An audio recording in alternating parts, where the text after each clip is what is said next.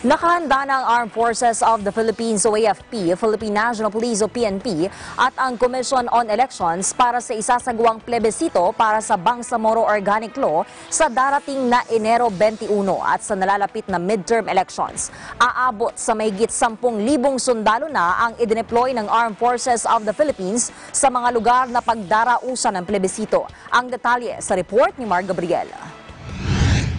Aabot sa 10,000 at 400 sundalo na ang idineploy ng Armed Forces of the Philippines sa mga lugar sa Mindanao na pagdarausan ng plebisito sa darating na Enero 21.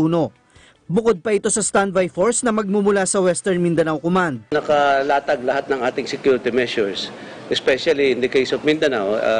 Alam naman natin, naka-in place ang martial law. And we have added security measures and intelligence monitoring for the movements of and monitoring of these groups. Ang Philippine National Police magpapadala rin ng isang batalyong tauhan mula sa Special Action Force. May nakahanda ring augmentation force na magmumula sa Regional Public Safety Battalion ng bawat regional office sa Luzon.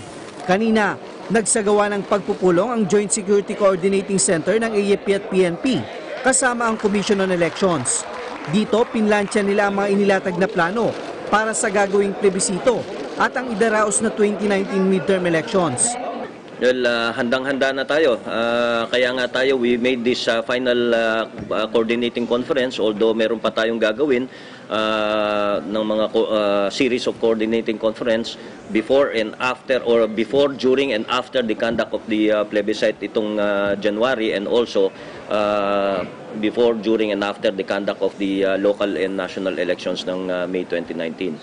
Nakatuon daw ang pansin ng AFP at PNP sa Cotabato City, kung saan inaasahang magiging mainit ang botohan para sa Bangsamoro Organic Law. Kasunod na rin ito ng nangyaring pagsabog sa lungsod noong Disyembre 31, kung saan 2 ang nasawi, habang 34 ang nasugatan. Ang COMELEC, ikukonsidera na raw na isailalim sa kanilang kontrol ang Cotabato City. Well, dalawa yan eh. Merong nagsasabi na no, meron din nagsasabi ng yes.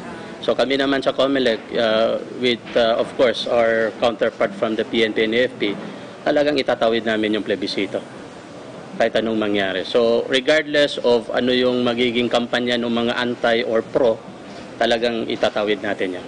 Sa linggo, Enero 13, ipatutupad na ng PNP ang COMELEC gun ban sa buong bansa na magtatagal hanggang sa Hunyo 12. Para sa Eagle News, Mark Gabriel, IM1 with 25.